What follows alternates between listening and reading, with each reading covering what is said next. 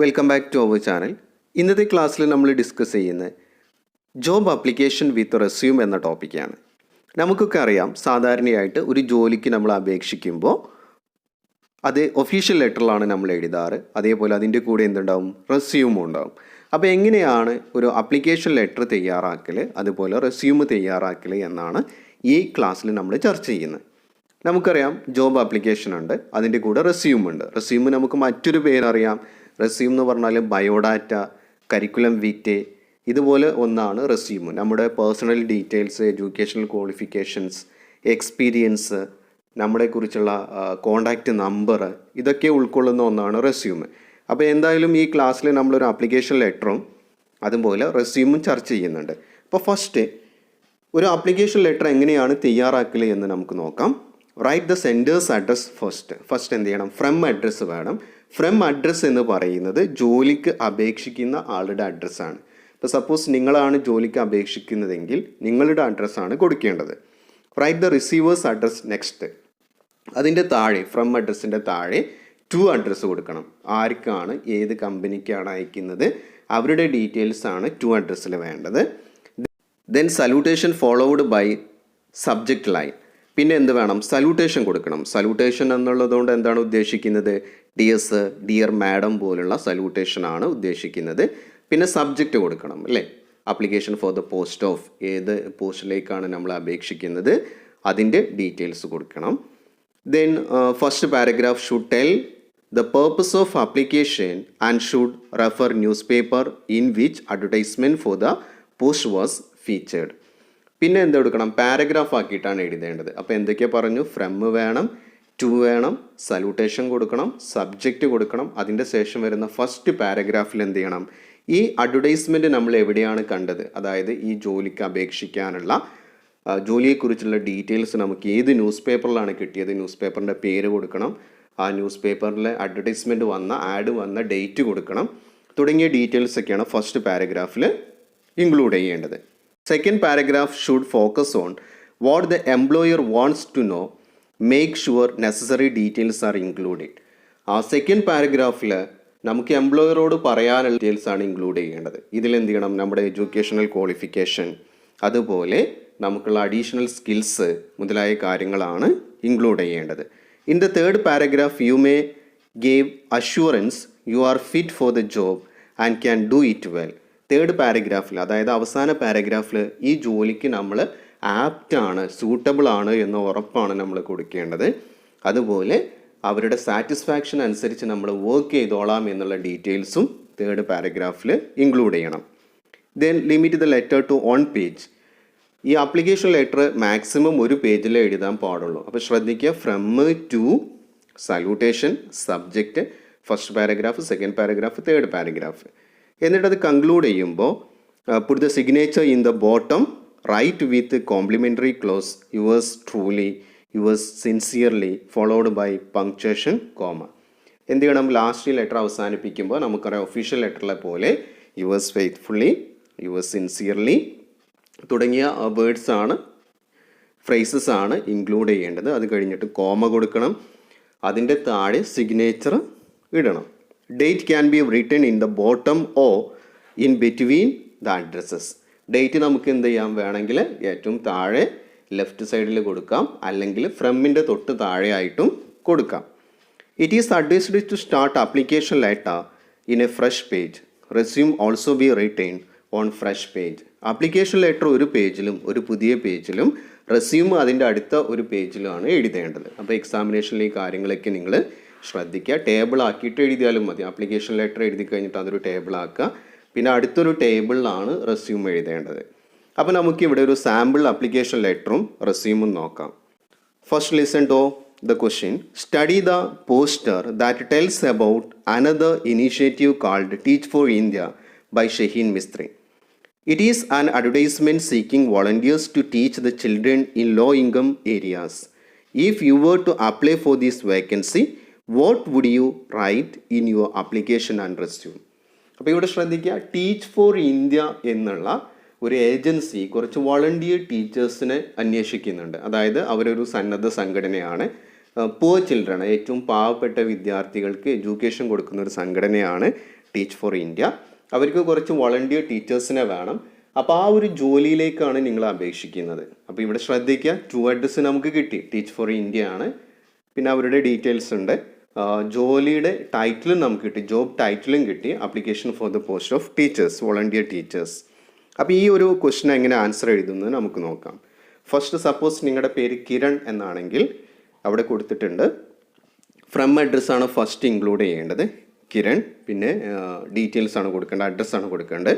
Little Hut number 32, Jawahar Residence Colony, Kochi. അപ്പോൾ from address കൊടുത്തു.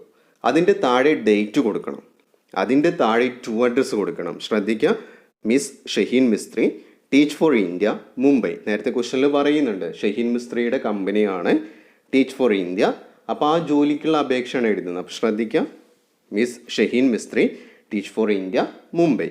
Then നമ്മൾ നേരത്തെ പറഞ്ഞിരുന്നു സല്യൂട്ടേഷൻ കൊടുക്കണം. സല്യൂട്ടേഷൻ എന്താ കൊടുത്ത്? ഡിയസ്. പിന്നെ സബ്ജക്റ്റ് കൊടുത്തു application for the post of teachers. ഏത് ജോലിയിലേക്കാണ് അപേക്ഷിക്കുന്നത്?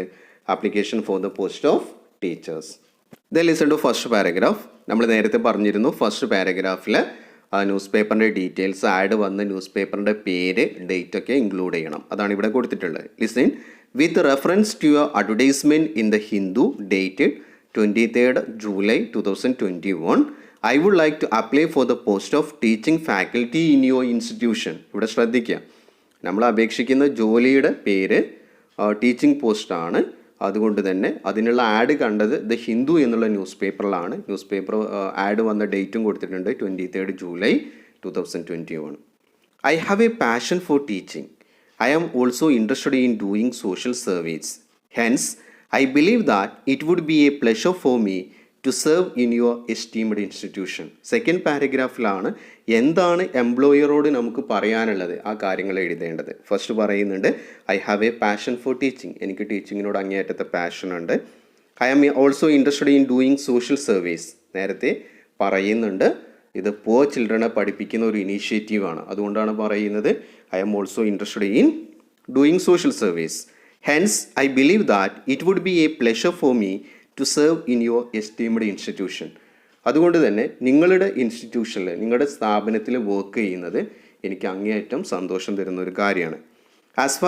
ആസ് ഫാർ മൈ ക്വാളിഫിക്കേഷൻ, എന്നിട്ട് ക്വാളിഫിക്കേഷനെ കുറിച്ചാണ് പറയുന്നത്. As far my qualification, I have passed MA in English from Kerala University. I passed postgraduate diploma in English language teaching from CIEFL. ഇല്ലേ? അപ്പോൾ ക്വാളിഫിക്കേഷനാണ് പറയുന്നത്. എന്തൊക്കെയാണ് പറഞ്ഞു? MA ഇംഗ്ലീഷ് കേരള യൂണിവേഴ്സിറ്റിയിൽ നിന്ന് പാസ്സായിട്ടുണ്ട്. മാത്രമല്ല post graduate diploma in English language teaching, English language ടീച്ചിങ്ങിൽ പോസ്റ്റ് ഗ്രാജുവേറ്റ് ഡിപ്ലോമ ഉണ്ട്. അത് കിട്ടിയിട്ടുള്ളത് CIEFL എന്നാണ്. അതെവിടെയാണ്? Hyderabad. Moreover I have 5 years of experience in the same field. മാത്രമല്ല 5 വർഷത്തെ എക്സ്പീരിയൻസും ഉണ്ട്. I have enclosed my resume for your further consideration. ഇത് എല്ലാ ആപ്ലിക്കേഷൻ ലെറ്ററിലും നമ്മൾ ഇൻക്ലൂഡ് ചെയ്യേണ്ട ഒരു കാര്യമാണ്. എന്താണ് പറയുന്നത്? I have enclosed my resume for your further consideration. അല്ലേ? നിങ്ങളുടെ കൂടുതൽ കൺസിഡറേഷന് വേണ്ടിയിട്ട് ഞാൻ എൻ്റെ റെസ്യൂമും ഇതിനോട് കൂടെ വെക്കുന്നുണ്ട്. പിന്നെ നമ്മൾ പറഞ്ഞിരുന്നു തേർഡ് പാരഗ്രാഫിൽ നമ്മളൊരു അഷ്വറൻസ് കൊടുക്കണം. അല്ലേ? അവർക്കൊരു ഉറപ്പ് കൊടുക്കണം. അതാണ് പറയുന്നത്.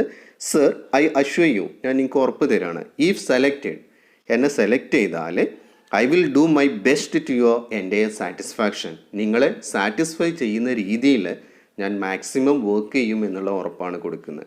Then listen, last concluding phrase ഉണ്ട് യുവേഴ്സ് സിൻസിയർലി. അതിൻ്റെ താഴെ സിഗ്നേച്ചർ ഉണ്ട്. അപ്പോൾ ഇത്രയാണ് ആപ്ലിക്കേഷൻ ലെറ്റർ എന്ന ഏരിയയിൽ വരുന്നത്. ദെൻ എങ്ങനെയാണ് റെസ്യൂം എഴുതുക എന്ന് നമുക്ക് നോക്കാം. റെസ്യൂമിൻ്റെ ഫോമാറ്റ് അവിടെ കൊടുത്തിട്ടുണ്ട്. ടൈറ്റിൽ കൊടുക്കണം resume. Then name and address, അയക്കുന്ന ആളെ പേര്, address Kiran, Little Hut number 32, Jawahar Residence Colony, Kochi. നേരത്തെ നമ്മൾ ഫ്രം അഡ്രസ്സ് കൊടുത്താൽ തന്നെയാണ്, ആളുടെ പേര് അഡ്രസ്സാണ് കൊടുത്തിട്ടുള്ളത്. അത് കഴിഞ്ഞിട്ട് ഇമെയിൽ ID കൊടുത്തിട്ടുണ്ട് kiran001@gmail.com. കിരണിൻ്റെ ഒരു ഇമെയിൽ ID കൊടുത്തിട്ടുണ്ട്. അതിൻ്റെ താഴെ ഫോൺ നമ്പർ കൊടുത്തിട്ടുണ്ട്. പിന്നെ ഒബ്ജക്റ്റീവ് എന്ന് പറഞ്ഞാൽ എന്താ? ഈ റെസ്യൂമിലൂടെ, ഈ ജോലിയിലൂടെ എന്ത് കാര്യമാണ് ഉദ്ദേശിക്കുന്നത് എന്നാണ് ഒബ്ജക്റ്റീവിൽ ഇൻക്ലൂഡ് ചെയ്യേണ്ടത്. എന്താണ് പറയുന്നത്? To nurture the talent and cognition of each student. ഓരോ കുട്ടിയുടെയും ഓവറോൾ ഡെവലപ്മെൻറ്റ്, കൊഗ്നിറ്റീവ് ഡെവലപ്മെൻ്റ് ആണ് എൻ്റെ ലക്ഷ്യം. അപ്പോൾ ഈ ജോലിയിലൂടെ ടീച്ചിങ് ജോലിയിലൂടെ ഉദ്ദേശിക്കുന്ന കാര്യമാണ് ഒബ്ജക്റ്റീവായിട്ട് കൊടുത്തിട്ടുള്ളത്. പിന്നെ എഡ്യൂക്കേഷണൽ ക്വാളിഫിക്കേഷനാണ്. നേരത്തെ നമ്മൾ 2-3 പോയിൻ്റ് ആപ്ലിക്കേഷൻ ലെറ്റർ തന്നെ പറഞ്ഞിട്ടുണ്ട്. MA ഇംഗ്ലീഷ് പറഞ്ഞിട്ടുണ്ട്, പിന്നെ CIEFL പറഞ്ഞിട്ടുണ്ട്, അവിടുന്ന് കിട്ടിയ post graduate diploma in English language teaching. അപ്പോൾ ഇതിൽ നിങ്ങൾ ശ്രദ്ധിക്കേണ്ടത് റെസ്യൂം എഴുതുമ്പോൾ എല്ലാ ഡീറ്റെയിൽസും ഇൻക്ലൂഡ് ചെയ്യണം. എഡ്യൂക്കേഷണൽ ക്വാളിഫിക്കേഷൻ ഫ്രം SSLC മുതലുള്ള എല്ലാ ഡീറ്റെയിൽസും അതിൽ ഇൻക്ലൂഡ് ചെയ്യണം. ശ്രദ്ധിക്കുക. 2007 to 2009 post graduate diploma in English language teaching from CIEFL with 80% off mark. അപ്പോൾ അതിൻ്റെ വർഷം കൊടുത്തിട്ടുണ്ട്, ഏത് ഏജൻസിയിൽ നിന്നാണ് കിട്ടിയിട്ടുള്ളതെന്ന് പറഞ്ഞിട്ടുണ്ട്, പിന്നെ പെർസെൻറ്റേജ് ഓഫ് മാർക്കും ഡിസ്ക്രൈബ് ചെയ്തിട്ടുണ്ട്. പിന്നെ ഓരോന്നായിട്ട് അവിടെ ഡീറ്റെയിലിംഗ് ചെയ്യുന്നുണ്ട്. 2005 to 2007 MA English from Kerala university with 78% of marks. 2002 to 2005 BA English from Kerala university with 82%. And in 2000 SLC from board of public examination Kerala with 94%. പിന്നെ എക്സ്പീരിയൻസ് നേരത്തെ പറഞ്ഞിരുന്നു, 5 years ഓഫ് എക്സ്പീരിയൻസ് ഉണ്ടെന്ന് പറഞ്ഞിട്ടുണ്ട്. അതാണ് പറയുന്നത്. 2012 to 2014 government ITI Alappuzha spoken English instructor ആയിരുന്നു. 2010 to 2012 institute of English Trivandrum guest lecturer ആയിരുന്നു. 2009 to 2010 MGM public school Thiruvananthapuram TGT അല്ലേ, ട്രെയിൻഡ് ഗ്രാജുവേറ്റ് ടീച്ചറായിട്ട് അവിടെ വർക്ക് ചെയ്തിട്ടുണ്ട്. ദെൻ ആക്ടിവിറ്റീസ് കൊടുത്തിട്ടുണ്ട്. മെമ്പർ ELT ജേണൽ കമ്മിറ്റിയിലെ മെമ്പറാണെന്ന് പറഞ്ഞിട്ടുണ്ട്. And also district coordinator of ASAP district കോർഡിനേറ്ററാണ്. ദെൻ അച്ചീവ്മെൻറ്റ്സ്, എന്തൊക്കെ നേട്ടങ്ങളാണ് ഉണ്ടായിട്ടുള്ളത്, എന്തൊക്കെ പ്രൈസുകളാണ് കിട്ടിയിട്ടുള്ളത് എന്നാണ് ഈ കാറ്റഗറിയിൽ പറയുന്നത്. Participated in the seminar on trends in teaching A foreign language at national level. Next selected the best orator at the district level. 3rd rank holder in PG in Kerala university. അപ്പോൾ 3 അച്ചീവ്മെൻ്റ് ആണ് ഉണ്ടായിട്ടുള്ളത്. 3ഉം അവിടെ detail ആയിട്ട് describe ചെയ്തിട്ടുണ്ട്. Then skills, special skills എന്തെങ്കിലും ഉണ്ടെങ്കിൽ അതാണ് ഇവിടെ ആഡ് ചെയ്യേണ്ടത്. എന്താണ് കൊടുത്തിട്ടുള്ളത്? Good at ICT integrated ELT for the beginners അല്ലേ, ICT എനേബിൾഡ് എഡ്യൂക്കേഷനിലെ എക്സ്പീരിയൻസ് ഉണ്ട്. ആൻഡ് ഓൾസോ റൈറ്റിംഗ് പോയം എഴുതാനുള്ള കഴിവുണ്ട്. ദെൻ ലാംഗ്വേജസ്, ഏതൊക്കെയാണ് ലാംഗ്വേജസ് അറിയാം എന്നാണ് പറഞ്ഞിട്ടുള്ളത്? English, Malayalam, Hindi and Tamil. Then interest, social service and reading novels. അപ്പോൾ ഇതാണ് റെസ്യൂമിൻ്റെ ഫോമാറ്റ്. അപ്പോൾ ആളുടെ നെയിം ആൻഡ് അഡ്രസ്സ് കൊടുത്തിട്ടുണ്ട്, email, phone number, objectives, educational qualification, experience, activities, achievements, skills, languages and also interest. ഇതാണ് റെസ്യൂമിൽ ഇൻക്ലൂഡ് ചെയ്തിട്ടുള്ള കാര്യങ്ങൾ. ദെൻ ഏറ്റവും ലാസ്റ്റായിട്ട് നമ്മൾ എന്ത് കൊടുക്കണം? ഡിക്ലറേഷൻ കൊടുക്കണം.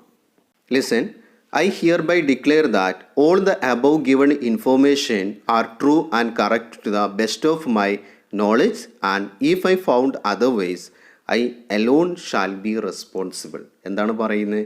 ഒരു ഡിക്ലറേഷനാണ്, സത്യപ്രസ്താവന കൊടുക്കുകയാണ് അല്ലേ. എന്തൊക്കെയാണ് പറയുന്നത്? മുകളിൽ നൽകിയിട്ടുള്ള എല്ലാ ഡീറ്റെയിൽസും എൻ്റെ അറിവിൽ സത്യമാണെന്നും ഇനി അഥവാ അതിൽ വല്ല തെറ്റുണ്ടെങ്കിൽ ഞാൻ മാത്രമാണ് ഉത്തരവാദിയെന്നും അവിടെ ഉറപ്പ് നൽകുകയാണ്. Then thanking you, signature. അതിൻ്റെ താഴെ താങ്കിങ് യു ഒരു കൺക്ലൂഡിങ് ഫ്രേസ് കൊടുക്കുക. Then signature. ഇത്രയാണ് റെസ്യൂമിൻ്റെ ഫോമാറ്റ്. സോ ഇന്നത്തെ ക്ലാസ്സിൽ നമ്മൾ ചർച്ച ചെയ്തത് how to write an application letter and also resume. നിങ്ങൾക്ക് ഈ ടോപ്പിക്ക് മനസ്സിലായി എന്ന് വിശ്വസിക്കുന്നു. +1 പബ്ലിക് എക്സാമിനേഷനും +2ലും ചോദിക്കുന്ന ഒരു ഏരിയയാണ്. തീർച്ചയായിട്ടും നല്ല രീതിയിൽ നോക്കുക. ഈ വർഷത്തെ +1 പബ്ലിക് എക്സാമിനേഷനും ഇതേ ക്വസ്റ്റ്യൻ ചോദിച്ചിട്ടുണ്ട്, +2നും ചോദിച്ചിട്ടുണ്ട്. അപ്പോൾ ശ്രദ്ധിക്കുക, 2 വർഷം നമുക്ക് ഉപകാരപ്പെടുന്നൊരു ക്വസ്റ്റ്യനാണ്. ഒരു ഡിസ്കോസ് ഐറ്റംസ് ആണ്. ഇന്നത്തെ ക്ലാസ് നിങ്ങൾക്ക് മനസ്സിലായി എന്ന് വിശ്വസിക്കുന്നു. തീർച്ചയായിട്ടും നിങ്ങളുടെ അഭിപ്രായങ്ങൾ കമൻറ്റ് ചെയ്യുക. Thank you all.